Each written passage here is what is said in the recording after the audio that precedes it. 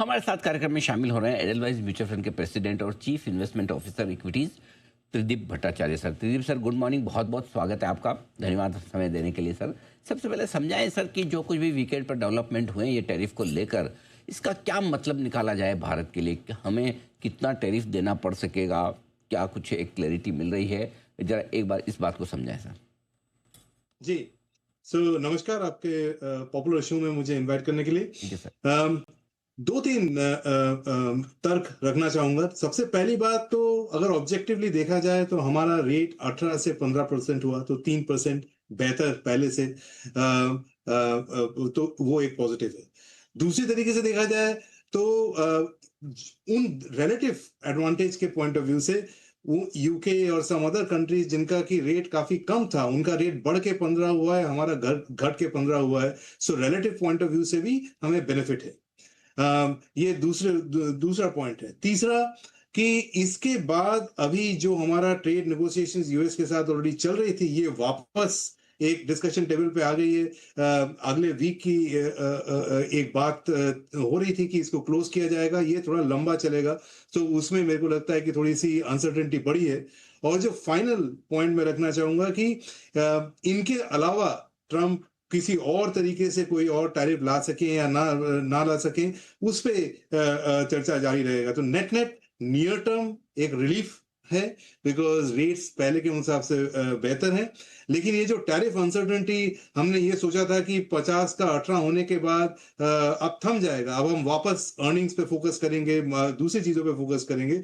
Unfortunately ये mid term election तक ये थोड़ा लंबा चलने का आसार है। तो ऐसे ये मेरी रीडिंग है। त्रिदीप सर, फिर ऐसी सिचुएशन में तो ये अच्छा है अगर 15% ही हमें देना है। कुछ लोग शायद ये भी मान लें कि 3.5% MFN ड्यूटी भी शायद लग सकती, चलो वो एक बार हटा भी दें। अगर 15% ही देना है तो हमें फिर अब ट्रेड डील करने की जल्दबाजी और जरूरत ही क्या है? हमारा तो 15% में काम चल रहा है, 18 क्यों देना फिर? इसलिए मैं कह रहा था कि इससे पहले, इस अनाउंसमेंट से पहले अगले वीक एक डिस्कशन होनी थी कि हम जो एक फ्रेमवर्क एग्रीमेंट पे हमने सेट कर लिया था, उसके डिटेल्स लिखे जाने बाकी थे। वो अब पोस्टपोन हो गई है, जहां तक मुझे पता है। और एक तरफ से उसमें अच्छा ये है कि हमें जो कंसेशंस देने पड़ रहे थे with regards to farm products वगैरह, वो अब नहीं देने पड़ेंगे। सो एक सिंप्लीफाई हो जाती है बात। लेकिन इसमें तो अगले 2-3 महीने में ट्रम्प कोई और सेक्शन के चलते कहीं और से अगर कुछ टैरिफ लाने की कोशिश करे, तो उस पे ध्यान आई थिंक मार्केट का थोड़ा रखना होगा। बट पहली बात तो ये कि सुप्रीम कोर्ट का जो ये इसको इलीगल करार देना, एक रिफंड की जो बात आती है, एक इंस्टीट्यूशन ने उसको $175 बिलियन का आंकड़ा बताया है, उसका एक हिसाब भी खोल देता है। सो धीमे धीमे लॉ सूट्स, तो ये काफी लंबा खींचने वाला है, थोड़ा सा मर्की हो सकता है, और कभी पॉजिटिव कभी negative. But net net supreme court का इसको इलीगल कहना एक फंडामेंटल ग्लोबल ट्रेड के लिए मेरे को पॉजिटिव लगता है। कि किसी ग्लोबल इंस्टीट्यूशन ने तो उठ के कहा कि ग्लोबल फ्लो ऑफ ट्रेड में it should not be used as a weapon.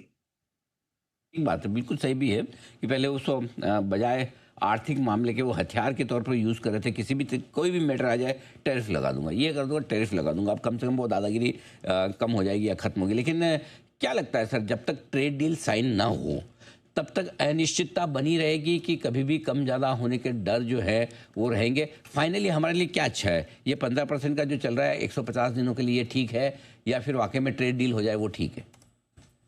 मेरे ख्याल में ये सारे चीजें आज से 2 वीक पहले से रिलेटिवली पॉजिटिव ही हैं, क्योंकि एक तो हमारा रेट कम हुआ, दूसरा ओवरऑल सुप्रीम कोर्ट का आके बोलना कि ये इलीगल है, नेट नेट एक तो क्या कहते हैं, वो लोअर लिड इसमें लगा सकते हैं कि ट्रम्प कुछ भी मतलब आगे जाके उनके जो मेजर्स हैं बहुत ज्यादा ड्रेकोनियन नहीं हो सकते। अब इनके अंदर में 150 डेज के अंदर में क्या नेगोशिएशन, फिर सेकेंड हाफ में मिड टर्म इलेक्शंस भी होने हैं।